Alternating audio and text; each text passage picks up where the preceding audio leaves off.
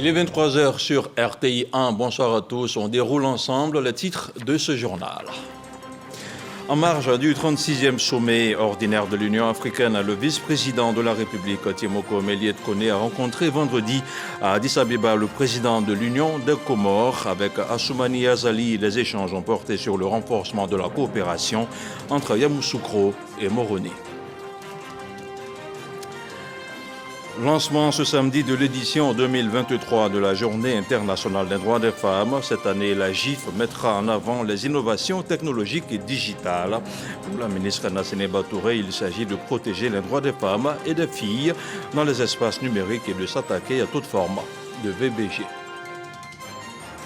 Et puis, c'est également ce samedi que Monseigneur Joseph Kakou Aka a été ordonné évêque du diocèse de Yamoussoukro par l'archevêque de Kinshasa en République démocratique du Congo. Le cardinal Fridolin Mbango, dans son homélie, l'archevêque congolais est revenu sur la mission de l'évêque avant d'inviter Monseigneur Aka à vivre une conscience des exigences liées à son nouveau ministère. Et on démarre cette édition avec les audiences du vice-président de la République en Éthiopie à Addis Abeba. Tiemoko Melie-Kone a rencontré vendredi le président comorien Azali Assoumani. Le chef de l'État comorien, on le rappelle, est le nouveau président en exercice de l'Union africaine. Il succède ce samedi au président sénégalais Macky Sall. Le commentaire de Jérôme Kofi Aboula. 36e session ordinaire de l'Union africaine les 15, 16, 17, 18 et 19 février 2023 à Addis Abeba, la capitale éthiopienne. Le président comorien Assoumani Azali s'apprête à prendre les rênes de l'Union en qualité de nouveau président en exercice de la conférence des chefs d'État et de gouvernement.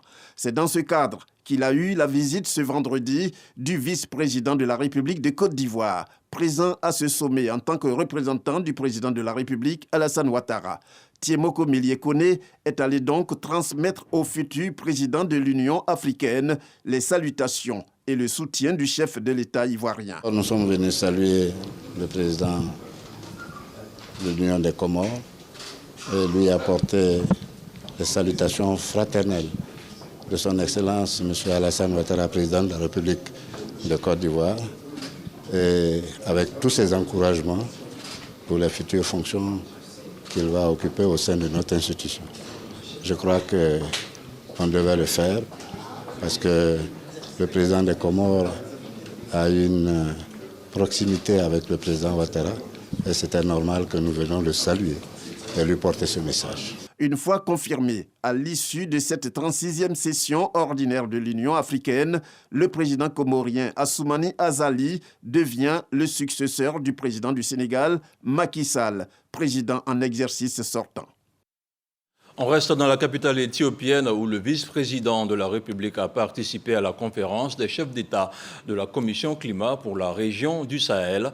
Tiemoko Melie-Kone a aussi pris part à un dîner de haut niveau sur la malnutrition en Afrique, un dîner offert par le roi du Lesotho. Le commentaire de Mahama Traoré. Agenda chargé pour le vice-président de la République à Addis Abeba. Aux audiences s'ajoute la participation aux rencontres de haut niveau, telle cette réunion organisée par le Royaume du Lesotho pour évaluer les progrès et les résultats obtenus dans la lutte contre la malnutrition en Afrique. Pour rappel, l'Union africaine a décrété 2022 comme année africaine de la nutrition, ce sous le leadership du président Alassane Ouattara, désigné champion pour la mise en œuvre de l'agenda 2063 de l'Union africaine.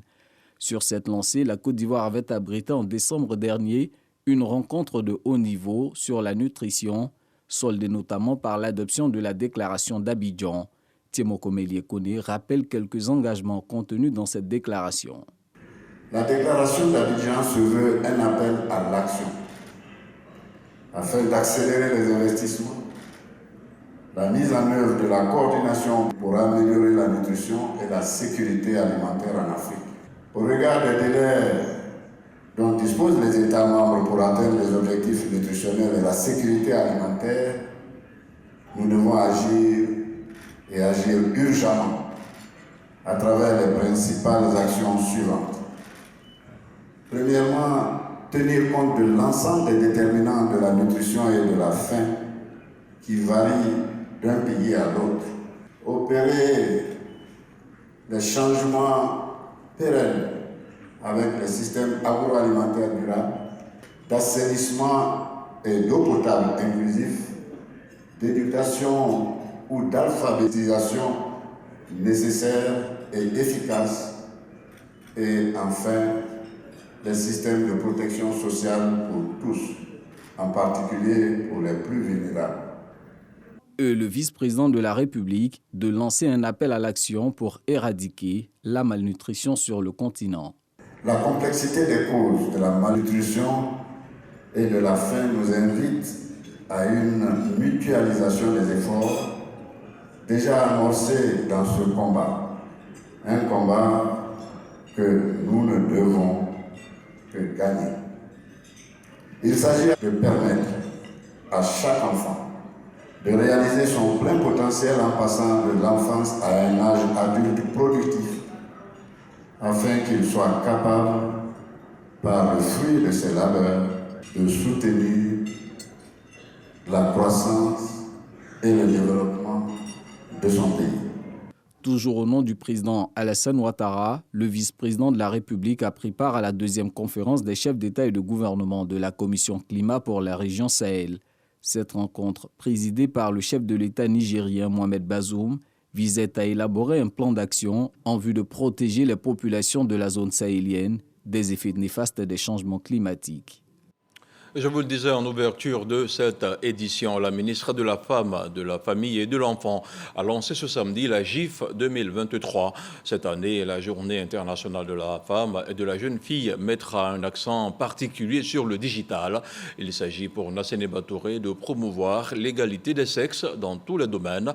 La ministre a surtout appelé les jeunes filles à tirer meilleur profit de la technologie pour leur émancipation. Le reportage de Mohamed Khalil Diomandé avec le commentaire de Franck Quadio. C'est par visioconférence que la ministre de la Femme, de la Famille et de l'Enfant, Nassene Touré, lance l'édition 2023 de la GIF, Journée internationale de la femme et de la jeune fille. Cette innovation pourrait être en parfaite harmonie avec le thème des Nations Unies qui s'intitule « Pour un monde digital inclusif, innovation et technologie pour l'égalité des sexes ». Le choix fait par le gouvernement de faire sien ce thème démontre la volonté politique des autorités ivoiriennes de promouvoir l'égalité des sexes dans tous les domaines. Aux jeunes femmes ivoiriennes, aujourd'hui, nous voudrions vraiment dire soyez fortes et pleines de rêves. Ces métiers ne sont pas que pour les hommes. L'innovation, certainement, vous ouvrira des portes. Le gouvernement ivoirien veut réduire considérablement cette fracture numérique entre les sexes et permettre à la gente féminine de tirer meilleur profit des opportunités qu'offrent les nouvelles technologies. D'où le choix du thème de la GIF 2023, Innovation technologique, levier d'inclusion sociale et économique de la femme et de la jeune fille.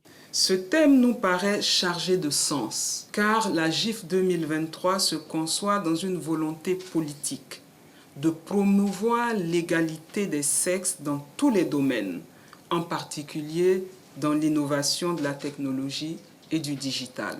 Cet engagement est une opportunité pour favoriser l'éclosion des jeunes filles qui ont des potentialités diverses dans les métiers de la technologie et du digital. Une autre innovation pour la GIF, la mise en place du Salon de la Journée internationale de la femme et de la jeune fille. Il réunira toutes les femmes et filles talentueuses et porteuses de solutions innovantes. Le pack de l'édition 2023 est disponible sur les marchés au prix de 16 000 francs CFA la pièce. Sephora Zegui a assuré le commentaire de ce reportage. Abidjan accueille à partir de ce dimanche et jusqu'au 23 février prochain une grande réunion sur l'énergie bleue. Le 21e congrès de l'Association africaine de l'eau est le deuxième du genre qui se tient en Côte d'Ivoire. La biennale sera aussi un cadre d'échange sur la gestion des boues de vidange. Le reportage d'Amidi Rassouba. Une réunion et un angle commun, l'Association africaine de l'eau présente son rapport d'activité 2022. Pour marquer son implication, l'Office national de l'assainissement et du drainage, ONAD, lors de ces échanges, propose un budget additionnel maîtrisé. Cette rencontre se tient en marge du 21e congrès international et exposition de l'Association africaine de l'eau et de la 7e conférence sur la gestion des boues de vidange à Abidjan.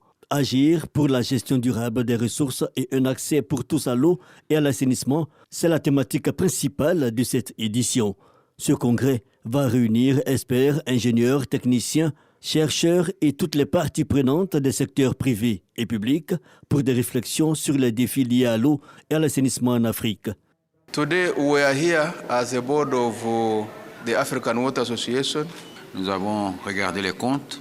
Les comptes sont très intéressants. Nous avons regardé les différents aspects que nous faisons avec nos membres et nous sommes heureux de pouvoir savoir que certaines actions intéressantes ont été menées pour nos membres. Nous sommes aussi ici pour regarder comment le congrès que nous allons organiser à partir de la semaine prochaine va se passer. Et nous sommes heureux que les choses se sont bien organisées, se sont bien mises en place avec le directeur général de la SODECI, avec les autres directeurs généraux de l'ONAD et de l'ONEP. Nous avons été d'abord bien accueillis et nous voyons que les choses marchent très très bien. The offering we can give to the members. Ce sont près de 3000 participants venus de 70 pays qui sont attendus sur les bords de la lagune ébriée ce lundi. Le commentaire de Franck Quadio. On regarde maintenant le point de la situation de la Covid-19.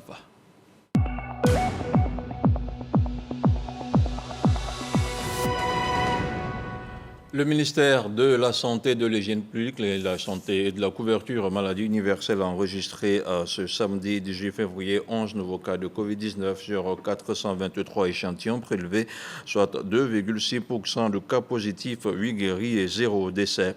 À la date du 18 février, la Côte d'Ivoire compte donc 88 109 cas confirmés, dont 87 230 personnes guéries, 834 décès et 45 cas actifs. Le nombre total d'échantillons est d'1 676 589. Le 17 février 2023, 170 259 doses de vaccins ont été administrées, soit un total de 26 124 119 doses du 1er mars 2021 au 17 février 2023. Le ministre de la Santé, de l'Hygiène publique et de la couverture maladie universelle invite toutes les personnes de plus de 12 ans à se faire vacciner. Il rappelle que le vaccin contre la Covid-19 est gratuit et volontaire. Les commerçants et artisans de Côte d'Ivoire ont une nouvelle mutuelle. Devant la presse, la FENACI a présenté son nouveau projet pour ses adhérents qui exercent dans le secteur informel. Elle s'est aussi prononcée sur la réouverture des frontières. Frédéric Oulaï, Franck Quadio. Le secteur du commerce et de l'artisanat représente 9,6% du PIB, produit intérieur brut ivoirien, selon la fêtière Commerce Artisanat. Une forte contribution à la consolidation de l'économie ivoirienne donc. Et avec une population active estimée à environ 6 millions d'individus, ces deux secteurs demeurent cependant dans l'informel. Ne disposant pas de couverture sociale, les commerçants et artisans peinent à se relever en cas d'incendie, inondation et autres sinistres. Les incendies de marché sont légion et leurs conséquences psychologiques et socio-économiques sont indescriptibles, innombrables et catastrophiques pour les commerçants et les artisans ivoiriens. En cas d'incendie, nous perdons tout. En pareille circonstance, l'aide gouvernementale ne suffit pas pour nous indemniser en tant que victimes. À plus forte raison pour relancer nos activités. Ces dommages dont sont victimes les acteurs du commerce et de l'artisanat suscitent réflexion et engagement. Pour améliorer les conditions de vie des acteurs, la Fédération nationale des acteurs du commerce de Côte d'Ivoire envisage la mise en place d'une mutuelle de commerçants et artisans de Côte d'Ivoire, MUCACI.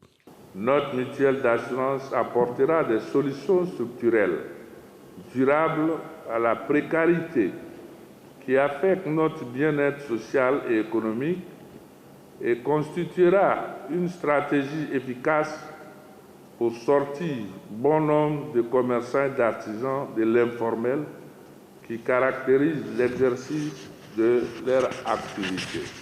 De plus, une embellie dans les perspectives avec la réouverture des frontières, récemment décidée en Conseil des ministres, une mesure qui apparaît comme une bouffée d'oxygène pour les commerçants. Travailler à donner un nouveau statut aux professionnels du commerce et de l'artisanat, assurer la couverture maladie universelle, la cotisation pour une retraite garantie et le crédit mutualiste. Ce sont en substance quelques produits de la MUCA-CI. Le comité technique du Conseil national de lutte contre la vie chère était en conclave mardi dernier, une rencontre au cours de laquelle les acteurs ont dressé le bilan de l'année écoulée. Ils ont aussi parlé de la mise en œuvre des mesures prises par le gouvernement au profit des populations. De nouvelles propositions ont été faites pour lutter efficacement contre la hausse des prix. Le reportage de Michel Mambo. Subvention des produits pétroliers et céréales, suspension des droits de douane, plafonnement des prix, augmentation des salaires, une batterie de mesures prises par le gouvernement pour contenir l'inflation importée et préserver le pouvoir d'achat des populations. Toutefois, la lutte contre la cherté de la vie n'est pas encore gagnée. Ces conclaves, à l'initiative du Conseil national de lutte contre la vie chère, CNLVC, pour donc faire le point et entrevoir de nouvelles stratégies. C'est au moins 6,6 milliards de francs CFA qui ont été accordés aux meuniers par mois sur une période de 9 mois. Et vous avez également noté que le carburant a été subventionné, le gasoil et l'essence ont été subventionnés et de nombreuses sommes ont été consenties en faveur du bien-être de la population ivoirienne. Et il s'agit pour 2023 d'aller plus loin et de faire en sorte que nos populations puissent continuer d'avoir accès à des produits de grande consommation à un prix abordable. Secteur privé, secteur public, société civile, la concertation est de mise pour l'élaboration à terme au titre de l'année 2023. Toutes les organisations de défense et de protection des intérêts des consommateurs sont en phase sur justement la nécessité de sensibiliser les populations, parce que le rôle d'une organisation de consommateurs, ce n'est pas d'être adversaire au pouvoir public. Notre rôle, c'est d'être des partenaires des pouvoirs publics. Lutte contre la vie chère, une priorité en Côte d'Ivoire. Les mesures prises par le gouvernement auront permis au pays d'avoir un taux d'inflation des plus faibles en Afrique de l'Ouest, soit 5,2%. Le chapitre politique de ce journal nous conduit dans la commune de Yopougon. L'association des cadres du Centre pour le développement a décidé d'apporter son soutien au candidat du RHDP, Adama Bictogo. C'était à l'occasion de la première rencontre de la dite association au titre de l'année 2023 dans le district d'Abidjan. Le compte-rendu de Michel Digré. C'est leur première grande rencontre de l'année 2023 dans le district d'Abidjan et pour ces retrouvailles, l'heure était à la fête pour l'association des cadres du Centre pour le développement. Pour le président de l'ACCD, Amédée Kofi Kwaku, les populations doivent s'atteler à consolider le vivre ensemble à Yopougon. Continuons à travailler ensemble parce que la vision du président Alassane Ouattara est simple, c'est d'apporter le développement aux Ivoiriens. Et le développement, c'est quoi? C'est d'avoir des routes, c'est d'avoir des écoles, c'est d'avoir des centres de santé. C'est pour que vos enfants puissent avoir du travail. Que tout ça ne peut se faire que dans la paix, dans la cohésion et dans l'entente. Amédée Kofi Kwaku a par ailleurs invité les populations à soutenir le choix du président Alassane Ouattara pour les municipales à Yopougon. C'est ce qui explique la présence d'Adama Bictogo comme invité spécial de cette cérémonie.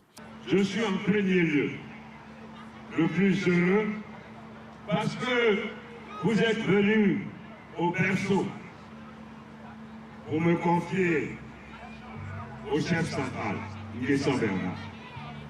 Vous êtes venus me confier à tous les chefs. Adama Bictogo a eu une adresse particulière à l'endroit des femmes. Connaissant la tradition, celles qui portent la famille en pays baoulé, ce sont nos mamans. C'est pour cela, à vous les mamans, je voudrais donc vous dire merci. Adama Bictogo a promis célébrer le 8 mars prochain la journée internationale de la femme à Yopougon. Des festivités qui devront sceller un contrat de solidarité entre Adama Bictogo et les associations féminines de la commune. Le candidat du RHDP pour les élections régionales dans le Moronou est connu. Mathias Nguessan Aondjon a été présenté ce samedi à Bongouano, une cérémonie à laquelle ont pris part le président du CESEC et l'inspecteur général d'État. Le commentaire de Sidonie Davila. Les populations de la région du Moronou sont sorties en grand nombre ce samedi pour la présentation de Nguessan Aondjon, député d'Ara, candidat du RHDP pour les élections régionales d'octobre 2023. C'est donc ce candidat choisi par le président Alassane Ouattara que j'ai l'honneur de vous présenter. Comme nous avons tous dit que Aondjon en veut, nous devons être tous derrière lui. Des mots soutenus par Eugène Aka Awele, patron de la cérémonie, et du ministre de l'Équipement et de l'Entretien routier, Amédée Kofi Kwaku. Vous êtes venus au nombreux, pas pour la beauté d'Aondjon, mais parce que Aondjon a posé beaucoup d'actes, même sans être élu. Aondjon a fait des écoles, il a donné de l'eau, il a donné des ambulances, il a donné tout ce qu'il faut à la région du Moronou. Très cher honorable Nguessan Aondjon, je voudrais t'adresser mes vives et chaleureuses félicitations pour la confiance que te porte son Excellence le Président de la République. Cette confiance reste tributaire de tes qualités personnelles que tu ne cesses de faire valoir et de mettre en exergue dans les parcelles de charge qui te sont confiées. Le député d'Ara s'est engagé à ramener la victoire au soir des élections régionales au RHDP. Je m'engage totalement à me battre pour mériter la confiance de tous, surtout de son Excellence, Monsieur le Président de la République, en remettant la victoire à notre parti au soir des élections. Notons que Nguessan Aondjon a à son actif plusieurs actions de développement sur fonds propres dans la région. Un mot de développement à présent avec les cadres de Zoko-Lilié, un village du sud-ouest de la Côte d'Ivoire qui multiplie les initiatives en faveur du développement de leur localité. Une signature de convention pour le reprofilage des voiries et le décapage d'une plateforme pour la construction d'un collège a eu lieu récemment. Le commentaire de Sephora Zegui.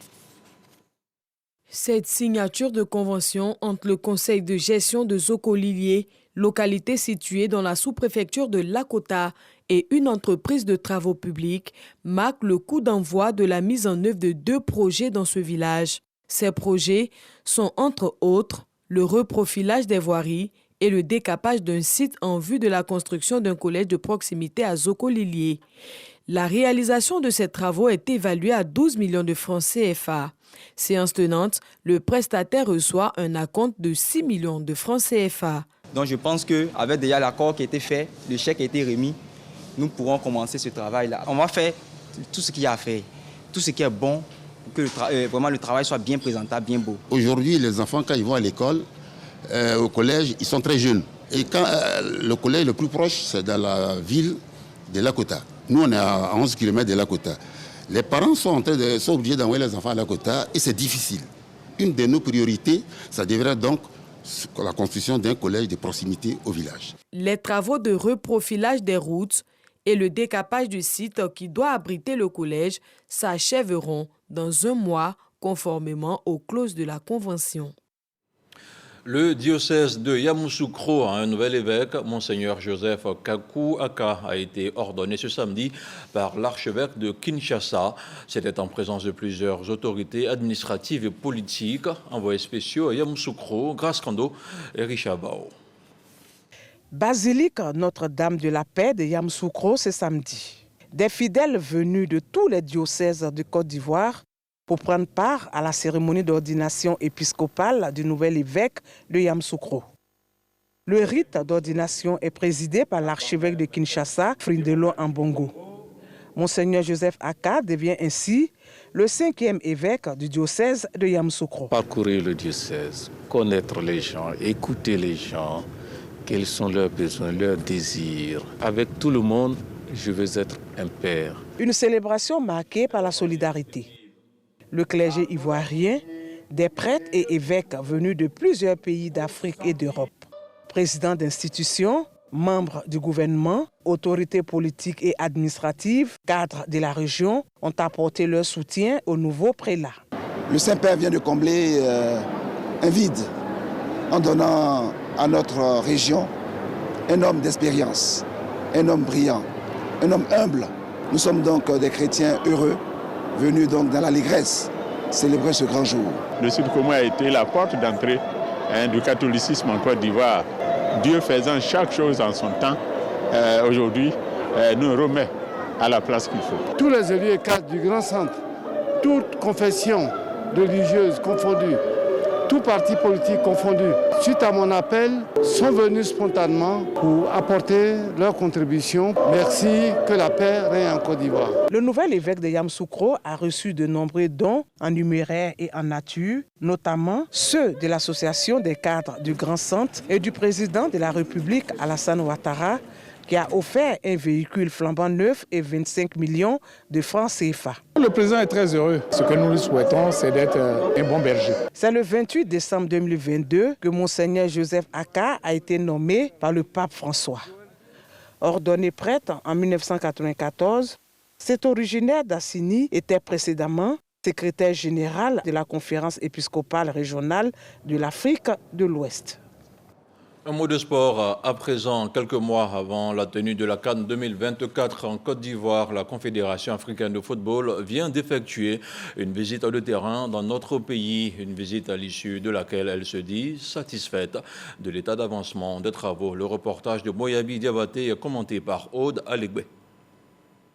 11 mois avant le début de la Coupe d'Afrique des Nations en Côte d'Ivoire, les choses avancent bien, selon le secrétaire général de la CAF, Véron Mosengo Omba. Pour le patron de la délégation de la CAF, le bilan est positif après l'état des lieux, des infrastructures sportives, hôtelières et sanitaires. Sur les 6 stades attendus, 3 sont prêts. Ebimpe, Bouaké et Yamoussoukro.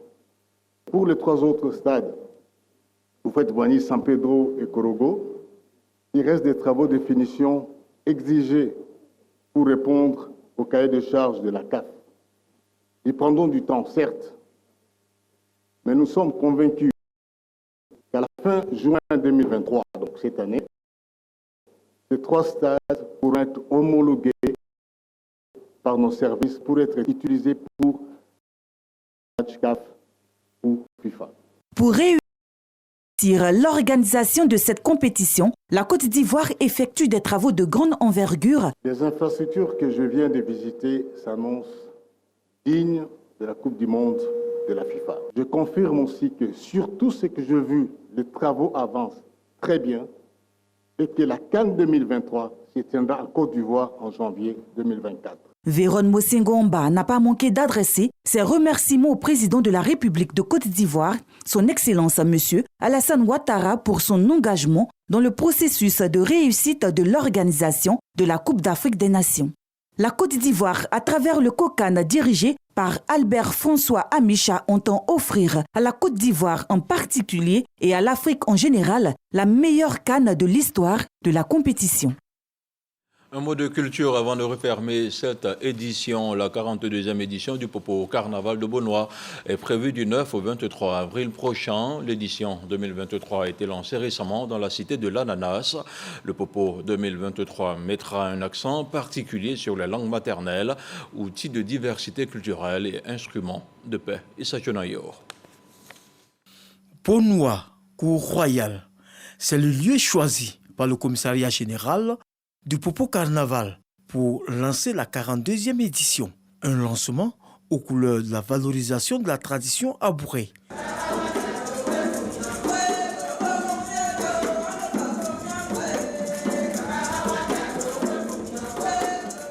L'édition 2023 du Popo Carnaval met un accent particulier sur la mise en valeur des langues maternelles, outils de diversité culturelle et instruments de paix. Nous avons constaté autour de nous que nos langues sont en train de mourir et cela nous fait mal. Il faut que nous trouvions une plateforme pour nous exprimer pour que tout un chacun prenne conscience de ce phénomène. Si on ne fait pas attention, ces langues maternelles vont disparaître. Et tout le monde parle le français. Donc il est vraiment content qu'on remette les langues maternelles à l'ordre du jour pour pouvoir permettre à nos enfants de pouvoir parler. Créé il y a plus de 50 ans, le Popo Carnaval de Beaunois veut rivaliser avec d'autres festivals du monde entier, notamment celui du Brésil, selon le premier magistrat de la commune. Il faut toujours faire mieux que ce qui a été fait les années précédentes. Et c'est ainsi que nous réussirons, j'espère, dans un bref avenir, nous rapprocher du carnaval de Rio. Mais l'objectif est de dépasser le carnaval de Rio. Le Popo Carnaval 2023 se déroulera du 9 au 23 avril 2023 à Beaunois. Dans l'actualité hors de chez nous et selon un communiqué de la direction de la communication et des relations publiques des armées, d'intenses combats ont opposé vendredi une unité des forces armées nationales de Burkina Faso à un groupe armé terroriste entre Oursi et Déour dans la province de l'Oudalan, région du Sahel. L'unité qui était en mouvement a été la cible d'une attaque complexe. Des renforts ont été déployés en appui pour procéder à des opérations de ratissage, précise le communiqué. Mais aucun bilan précis n'a pu être établi depuis vendredi par le chef d'état-major général des armées qui informe néanmoins que des blessés ont été enregistrés. Merci à vous d'avoir suivi ce 23h. Prochain rendez-vous avec l'info demain à 6h30 et je serai encore avec vous. Bonsoir.